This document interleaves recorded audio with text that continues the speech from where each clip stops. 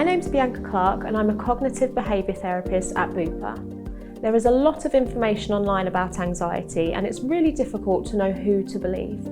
Whether it's for you or someone you love, we made this film to bring you evidence-based information. Rest assured, help is available and you are in the right place.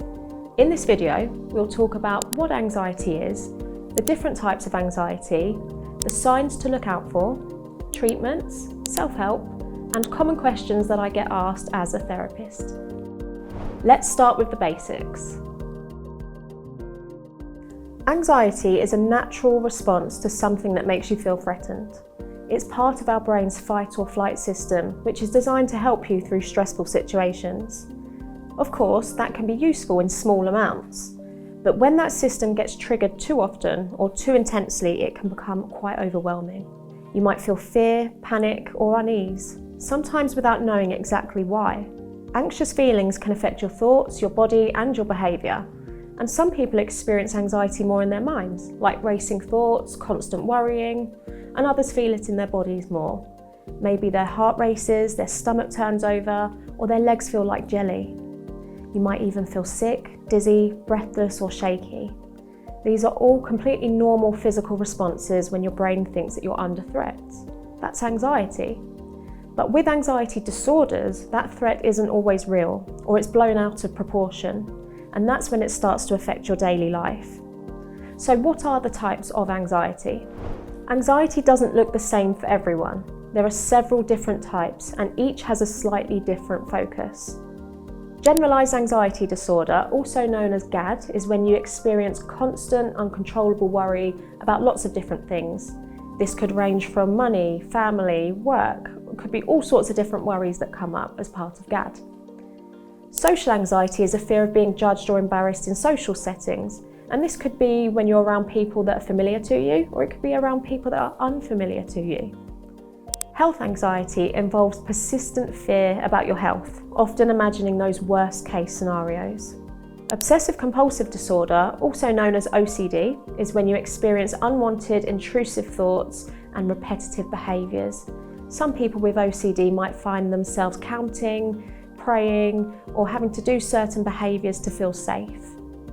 Body dysmorphic disorder, also known as BDD, shows up as distressing thoughts about perceived flaws in your appearance, and this is very often related to a person's body image.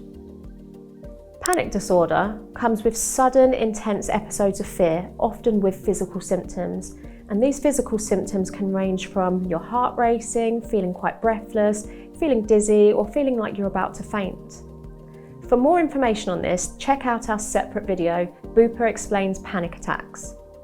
Phobias are an overwhelming fear of a particular thing, like spiders or flying.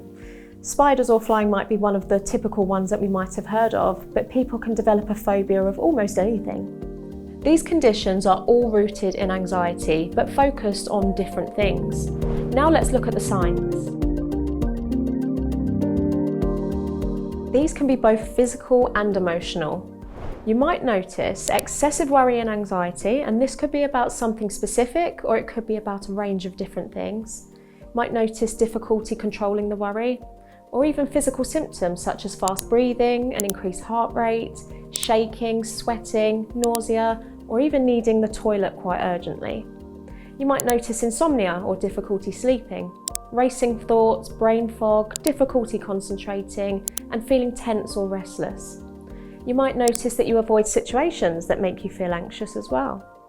Some signs are visible, but others, like overthinking or that inner dread, are invisible. Just because somebody looks fine doesn't mean that they're not struggling. The good news is that there are many effective options for the treatment of anxiety. So now let's look at those.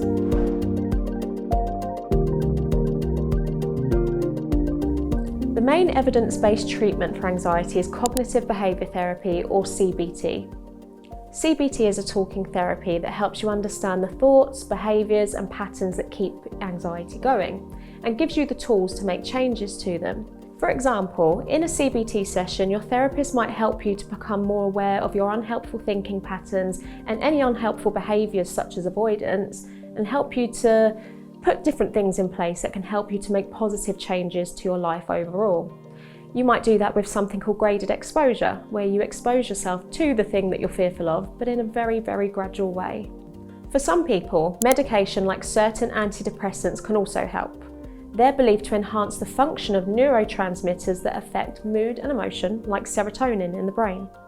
They're often prescribed alongside therapy. If your anxiety is linked to trauma, your therapist may suggest trauma-focused work instead. For many people, group therapy can also be helpful. Being in a group of people who understand what you're going through can be incredibly validating. You realise you're not the only one, and you can share strategies, encouragement and hope. So what can you do to help manage your anxiety?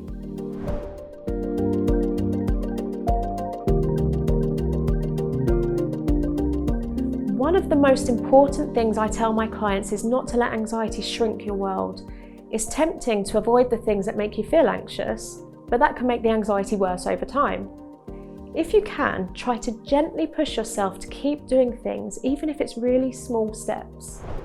You can also practice things like deep breathing techniques, relaxation exercises, keeping a worry journal, limiting caffeine and sugar, getting regular movement or exercise in your routine, and also, importantly, just sticking to a general routine day to day. Perhaps most importantly, be kind to yourself. Self-compassion means recognising that anxiety isn't a sign of weakness, it's a common human experience. Try talking to yourself the way that you talk to a friend. For example, by saying kind things like, "It's okay to feel this way, I'm doing my best." That inner voice matters more than you think. A common question I often get asked is, am I just being silly or weak? No, anxiety is a real and treatable condition. Telling yourself that you're just silly or you're weak just adds shame and makes things so much more difficult. You're not alone and you're not broken. Anxiety is really common and it's manageable, and there is help out there. If you're struggling, don't wait. Talk to someone. This could be a GP, it could be a therapist, or just someone that you trust. The sooner you get support, the sooner things can start to feel better. Thanks for watching. You're already taking a positive step by learning more.